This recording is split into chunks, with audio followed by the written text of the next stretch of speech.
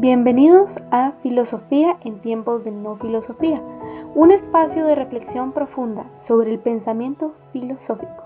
En la actualidad, un programa dirigido por Filosofía Tierra.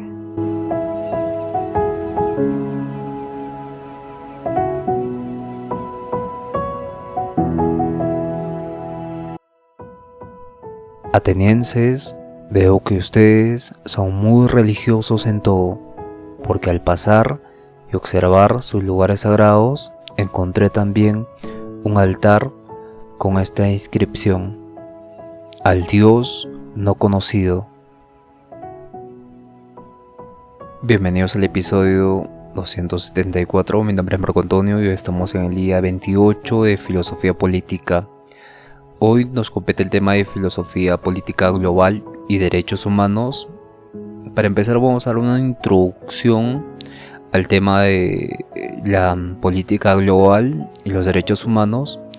Luego vamos a explicar las principales teorías de la política global, incluyendo el realismo político y el cosmopolitismo. Y en la segunda parte o el segmento número 2 vamos a hablar de los desafíos globales. Hoy más que nunca tenemos que entender estos conceptos. Evidentemente el mundo con armas siempre es un caos, ¿no? Y en el futuro seguramente se va a prohibir el uso de las armas, la fabricación de las armas, y esperemos que sea pronto. Sin embargo, hay algo muy importante que es que veo en Costa Rica, ¿no? Que se puede ver, no que veo, que pues se puede ver en Costa Rica, que es un país sin ejército, y eso es algo completamente revolucionario, innovador, muy inteligente. Por ello es muy fuerte. Bien, vamos a empezar ahora dando una introducción de la filosofía política global, que esta es una rama de la filosofía que va a examinar los principios éticos, políticos, jurídicos que deberían regir las relaciones entre los estados y las instituciones internacionales. A diferencia de la filosofía política clásica, que está centrada en el Estado-nación, la política global parte de un mundo interconectado, donde los fenómenos como la globalización, el cambio climático, las migraciones, la desigualdad económica, la diferencia entre creencias trascienden las fronteras, ¿no? Y en este campo se hacen preguntas como: ¿qué criterios de justicia deberían guiar a instituciones como la ONU, la OMC? ¿Tienen los individuos derechos globales más allá de los que su propio Estado les otorga? ¿Y es justo el actual orden económico mundial? ¿Qué obligaciones tienen los países ricos hacia los países pobres? ¿Qué obligaciones tienen los países poderosos hacia los países en desarrollo? Entonces, todas estas preguntas que engloban una visión más global de la política corresponde al estudio de la filosofía política global. Entre los pensadores más influyentes en este ámbito tenemos a Johann Ralph con su idea de la ley de los pueblos, o Thomas Paugé, quien critica la estructura injusta del orden global, o también Martha Nussbaum, que es la defensora del enfoque de las capacidades humanas como base de una justicia internacional. Se dedican a hablar de la política pero a nivel global, ¿no? Y esto es algo sumamente contemporáneo. Podemos ver con Kant, Immanuel Kant, un poco sobre el nivel global, el cosmopolitismo en Kant, pero filósofos contemporáneos se dedican a la filosofía política global, ¿no? Y no solo se va a ocupar de teorizar qué es la justicia, qué son los derechos o problemas más allá de fronteras nacionales, sino que también va a cuestionar fundamentos morales de la política internacional y va a proponer principios éticos para un mundo más equitativo, más pacífico, más sostenible. Entonces, todo este aspecto del desarrollo global de la humanidad corresponde a los estudiosos o a los teóricos de la filosofía política global, como Thomas Polk, Martin Nussbaum, John Ralph. Y la filosofía política global ha sido interpretada desde diversas perspectivas filosóficas, cada una con su propia visión sobre cómo deberían organizarse las relaciones internacionales y los derechos humanos y la justicia a escala mundial. Entre las principales teorías se encuentra el realismo político y el cosmopolitismo, ¿no? Estos dos enfoques son puramente opuestos, contrastantes el uno con el otro, y tiene autores también diferentes, ¿no? Con el cosmopolitismo podemos hablar de Kant, ¿no? Porque el cosmopolitismo sostiene que las personas del mundo forman parte de una misma comunidad, pero moral, más allá de su nacionalidad, cultura o estado, ¿no? Y esta teoría defiende que los principios de justicia y derechos humanos deben aplicarse universalmente, no solo dentro de los límites de un país.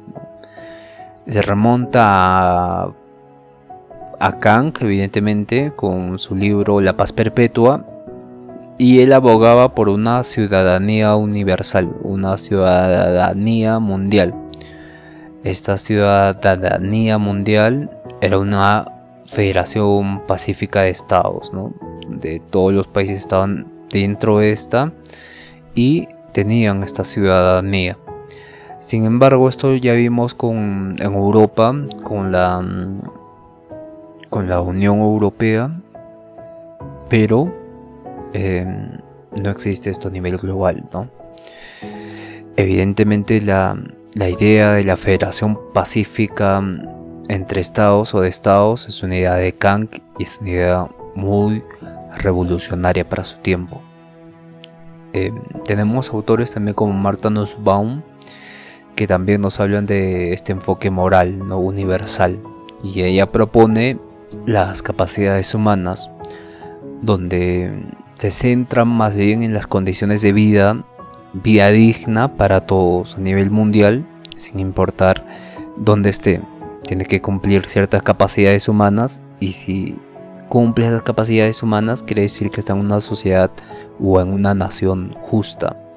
Thomas Polk más bien critica las estructuras económicas actuales y menciona que estas perpetúan la pobreza, ¿no? Y en este sentido tiene un valor moral porque existe una responsabilidad global ante la pobreza, el cambio climático y los derechos humanos. En cambio, el realismo político se basa en la idea de que los estados son los principales actores de la política internacional y actúan según sus intereses nacionales, no por principios morales universales, sino que por intereses, ¿no? Y esta teoría asume que el mundo es anárquico, ¿no? Es decir, no existe una autoridad suprema que imponga normas obligatorias, ¿no? Ni siquiera morales, como los filósofos del cosmopolitismo mencionaban. Aquí tenemos los orígenes con Maquiavelo, por ejemplo, Thomas Hobbes, Hans Morgenthau, que los principios clave de este realismo político es que el poder y la seguridad son los fines prioritarios de un Estado, ¿no? Y la moralidad en las relaciones internacionales es secundario e incluso irrelevante. Lo primero es la seguridad de los estados, ¿no? Y el conflicto es inherente a este sistema internacional. Si creamos un sistema internacional siempre va a haber conflictos. Y evidentemente la crítica a los ideales cosmopolitistas ocurre por eso, porque si creamos un sistema internacional siempre va a haber conflictos y el conflicto va a ser inherente a los países mismos, ¿no? Entonces la justificación de alianzas estratégicas intervenciones militares y competencia geopolítica va a ocurrir, ¿no? Va a ocurrir igual aunque se tenga este sistema internacional. Entonces podemos hacer una comparación hasta el momento de lo que estamos mencionando, ¿no? El actor principal en el cosmopolitismo es un individuo global, ¿no? Un individuo que tenga un tipo de pasaporte que pueda ser ciudadano del mundo. Y tenemos en el realismo político un estado soberano, ¿no? Yo soy el estado soberano que me encargo de proteger incluso la unificación o el cosmopolitismo, ¿no? Porque va a ser inherente el conflicto que van a tener las personas, ya sea por creencias, ya sea por hábitos, etc. Entonces existe una característica principal también, que es la base ética, donde el cosmopolitismo se aferra a la justicia y los derechos universales, y el realismo se inclina más bien por los intereses nacionales y el poder. Su nombre lo dice, ¿no? Realismo político. Esto quiere decir que la política no tendría función si no tuviera un Estado soberano y si no tuviera intereses nacionales y intereses por el poder. Entonces la política siempre trata de buscar el poder, ¿no? Y mientras más libres, más cosmopolitas sean sus personas, sus ciudadanos, menos poder o soberanía va a tener el Estado. Y evidentemente el realismo político, a realismo viene este nombre, ¿no? La realidad es que se necesita, o la naturaleza humana invita a la creación de un Estado por el interés o por el poder. Y esto es discutible, pero tiene este origen, ¿no? Con Maquiavelo, porque Maquiavelo, cuando escribe El Príncipe, escribe para un futuro rey que tiene que ser bueno y malo y saber actuar dentro del mundo político. Evidentemente la visión del orden global es fundamental, porque en el cosmopolitismo ya vimos que se habla de un tipo de comunidad moral universal, ¿no? Hemos encontrado este principio moral universal donde todos compartimos, sea de creencia, raza, lo que fuese. Mientras que el realismo político más bien ve este tipo de comunidad moral universal como una, no específicamente esto, sino que ve al cosmopolitismo, a la unificación de todos los estados, como una anarquía internacional, ¿no? Donde, digamos, de un país diferente a otro país y hace desastres y se convierte en anarquía, ¿no? Porque tiene diferente costumbre, modo de vivir y demás. Entonces, referente a las instituciones globales, el cosmopolitismo fomenta un fortalecimiento y una democratización, ¿no? Porque si vamos a crear un mundo cosmopolita, necesitamos crear democráticamente las leyes que nos van a favorecer a todos. Sin embargo, el realismo político menciona que solo tenemos intereses particulares y las naciones tienen intereses propios, inherentes al Estado. Y esto no impide un tipo de cosmopolitismo, ¿no? Las instituciones globales no podrían darse porque solo sirven si benefician a un Estado. Entonces ambas teorías ofrecen estos lentes muy distintos para interpretar la política global, ¿no? Mientras el cosmopolitismo propone un tipo de ética universal que trasciende las fronteras, el realismo enfatiza la lucha por el poder, la seguridad, en un mundo que es competitivo, ¿no? Entre ambas perspectivas es clave para analizar los dilemas éticos que van a surgir, ¿no? Y también las estrategias internacionales que van a manifestarse. Por ejemplo, ahora pasemos al impacto de la globalización, ¿no? La globalización ha sido una condición muy importante para el siglo XXI en las que se van a desarrollar relaciones económicas, relaciones políticas, relaciones culturales en todo el mundo. Como consecuencia va a surgir la filosofía política global, que va a trascender esta visión cerrada de Estado-Nación, ¿no? Y evidentemente ha tenido problemas al adaptarse a una realidad mucho más independiente, viviendo en un mundo globalizado, ¿no? ¿Y qué entendemos por globalización? Esta pregunta es fundamental y podemos decir que es un proceso muy complejo y es multidimensional, ¿no? Porque implica interconexión económica de mercados, finanzas, trabajo, movilidad transnacional también, personas con diferentes ideas, culturas, la tecnología también es diferente en diferentes países y también corresponde a esta dimensión institucional, ¿no? Y problemas globales como crisis climáticas, pandemias, migraciones, redes digitales. Entonces podemos hacernos otra pregunta: ¿cómo afecta esto a la filosofía política? Esto es importante porque hay que entender que hace un replanteamiento al sujeto político, ¿no? Donde la filosofía política clásica se basa en el ciudadano del Estado-Nación y la globalización obliga a pensar en sujetos más allá del Estado, ¿no? Como ciudadanos globales.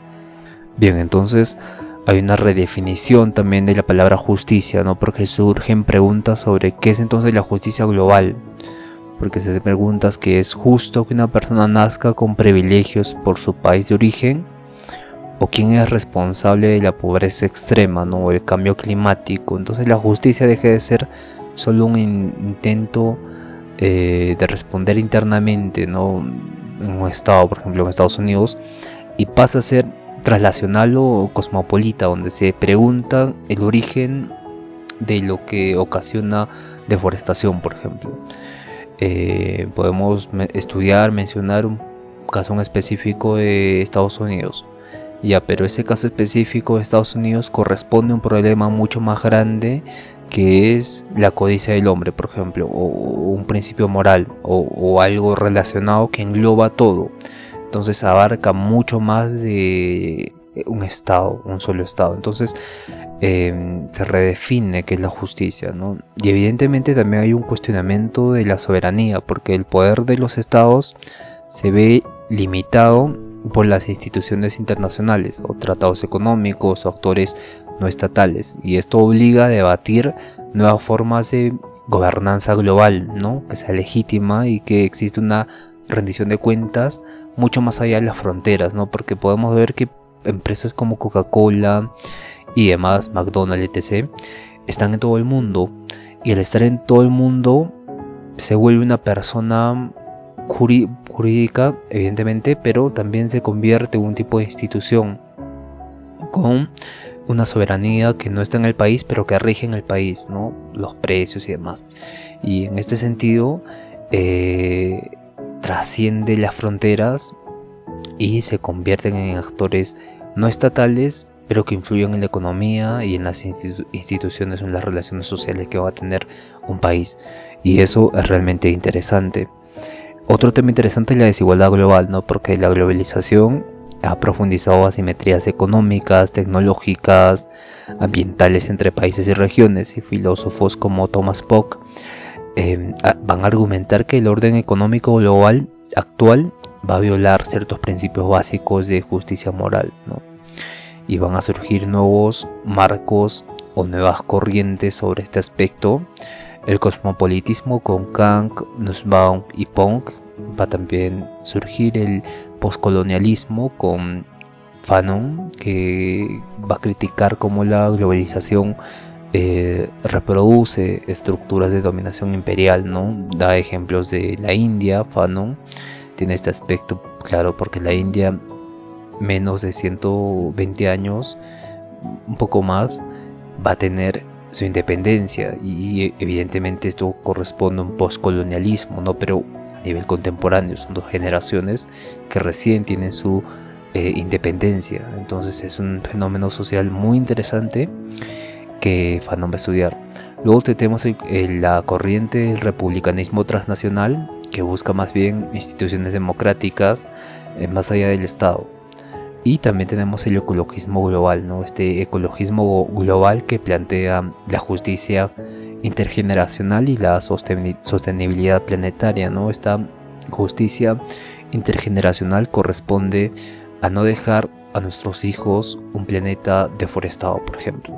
Entonces la globalización ha sido un desafío fundamental para las tradiciones filosóficas de la filosofía política, obligando a entrar más profundo, ¿no?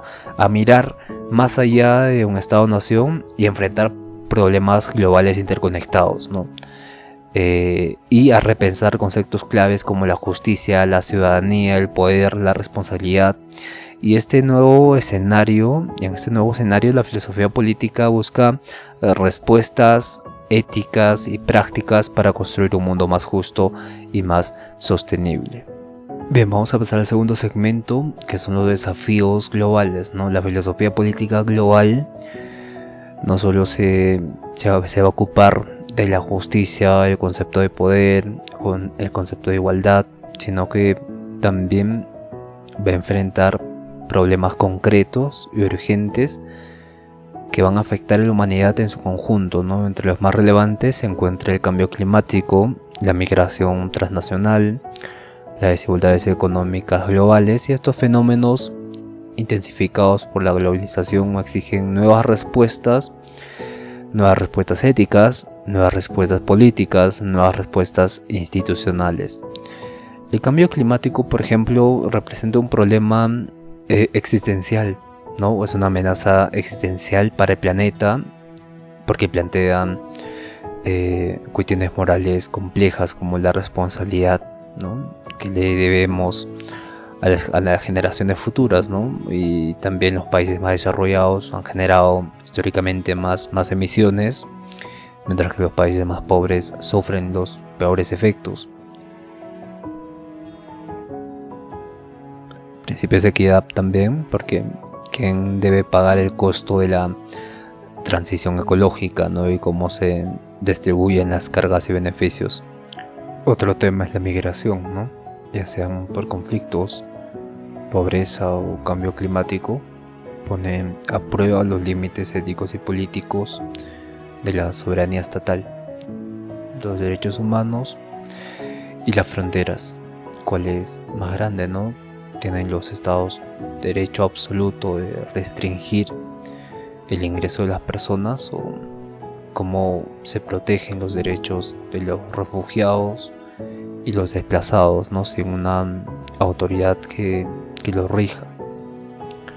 En un caso de migración, también el nacionalismo y la xenofobia, ¿no?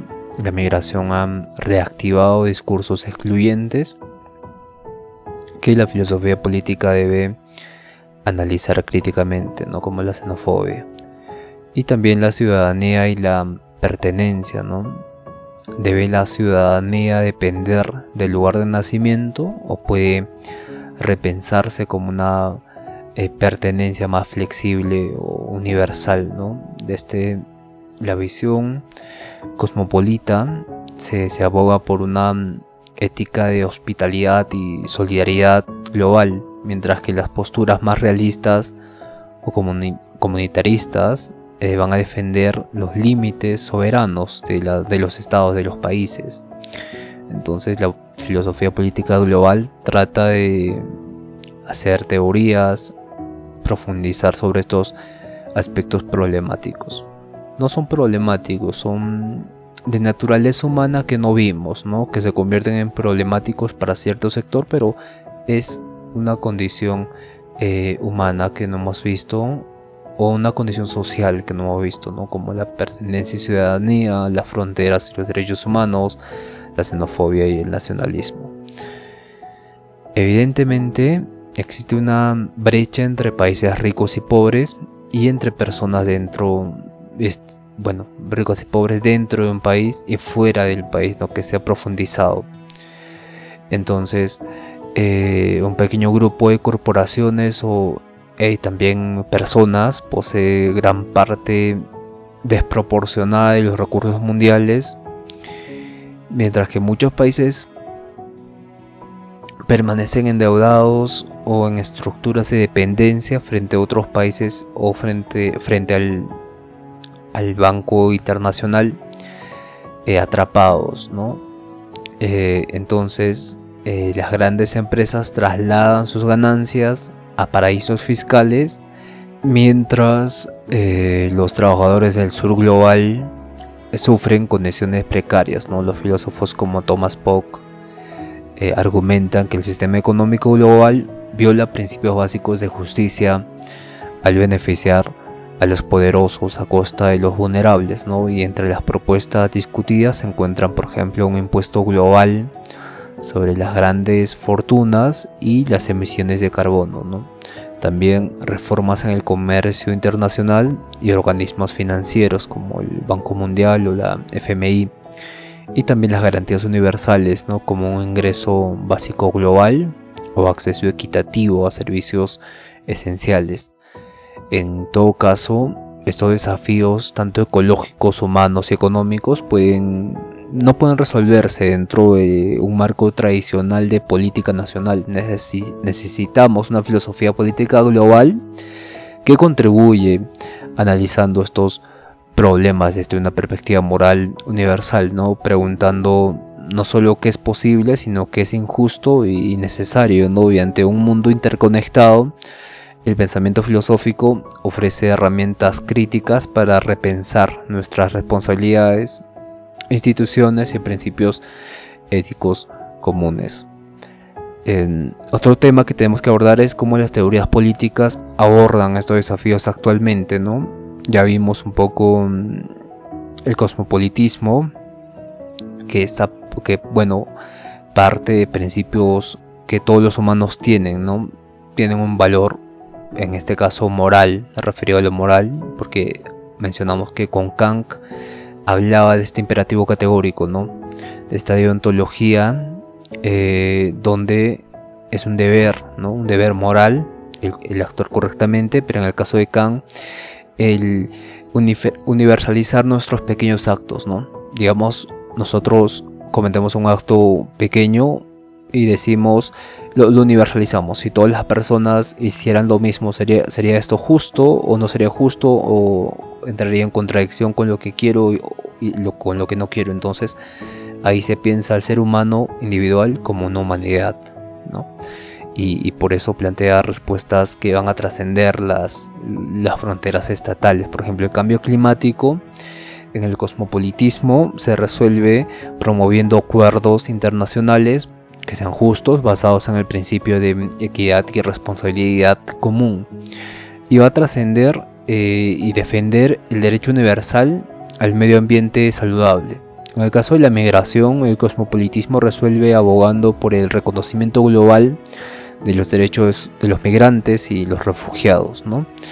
Y también considera que la ciudadanía debería flexibilizarse y globalizarse, ¿no?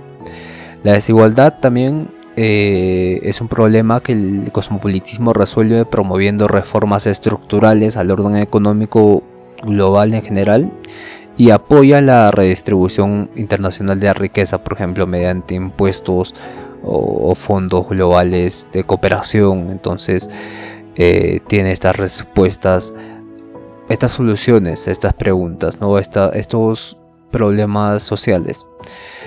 Mientras que el realismo político, que ya mencionamos, que se basa en el interés nacional, en la soberanía, en el poder, y no tiene principios morales universales, resuelve de diferente forma, por ejemplo, el cambio climático, ¿no? Apoya la acción climática solo si fortalece la seguridad y la estabilidad nacional del Estado.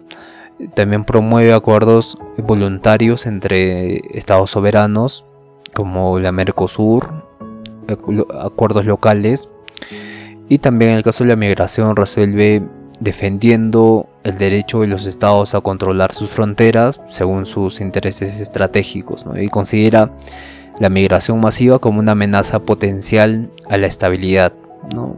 Cuando resuelve la desigualdad económica, también cree que cada estado debe encargarse de su población y por lo tanto no reconoce una obligación moral y global de la redistribución. Entonces, estas son las diferencias que podemos encontrar entre el cosmopolitismo y el realismo político.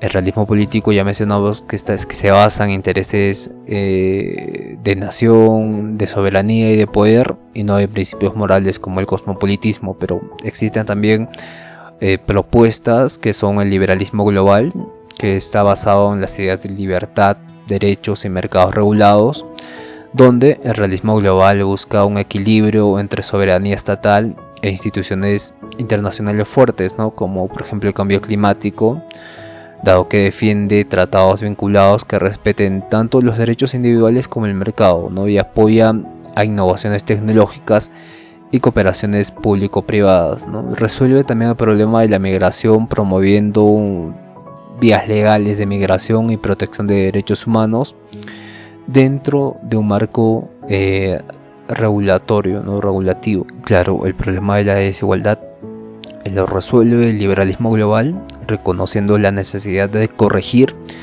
excesos del capitalismo, ¿no?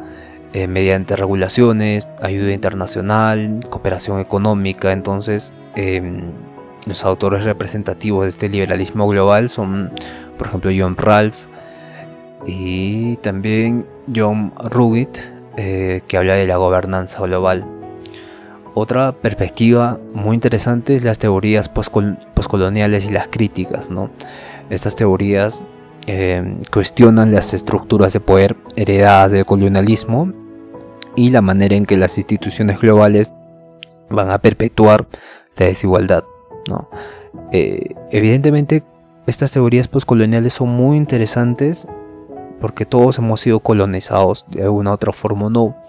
Vivamos en Estados Unidos, en Europa, en cualquier lugar, hubo este proceso de colonización. Sin embargo, en la actualidad se ve mucho más recalcado porque países como América Latina, que son bastantes, la India, que evidentemente son bastantes, Corea del Sur, Japón, todos estos países coloniales han superado estas dificultades de formas diferentes, ¿no? Adaptando el capitalismo, otros el comunismo, otros este enfoque en medio de democracia radical. Entonces es muy interesante analizar cómo se resuelve el problema del cambio climático, migración, desigualdad en las teorías postcoloniales. Evidentemente el cambio climático, ellos ven que el modelo de desarrollo dominante ha impuesto un tipo de preferencia por el norte global, ¿no? Los de arriba, los del norte, tienen este desarrollo, este modelo que ha beneficiado a ellos, creando fábricas y demás, y ellos abogan, industrias sobre todo, ¿no? Y ellos abogan por una justicia ecológica que respete los saberes indígenas y los derechos colectivos también, ¿no? Estos saberes indígenas que básicamente protegen el medio ambiente, ¿no? Que se hacen uno con el medio ambiente, que es muy interesante. Podemos ver con Chile en esto, también un poco con Hegel. No lo vemos tanto, pero sí lo podemos apreciar con Chile, en Fichte. Y también podemos hablar ahora de la migración, ¿no? Que básicamente las teorías postcoloniales critican cómo las políticas migratorias están marcadas por el racismo o la exclusión y reivindican el derecho de los pueblos a desplazarse o desplazados obligatoriamente a una autodeterminación, ¿no? Y también tenemos que hablar de la desigualdad económica porque los teóricos postcoloniales rechazan los modelos neoliberales como mecanismos de explotación, no son explotación y no vamos a aceptar estos modelos neoliberales. Entonces defienden esta separación histórica, también de autonomía y también de soberanía económica.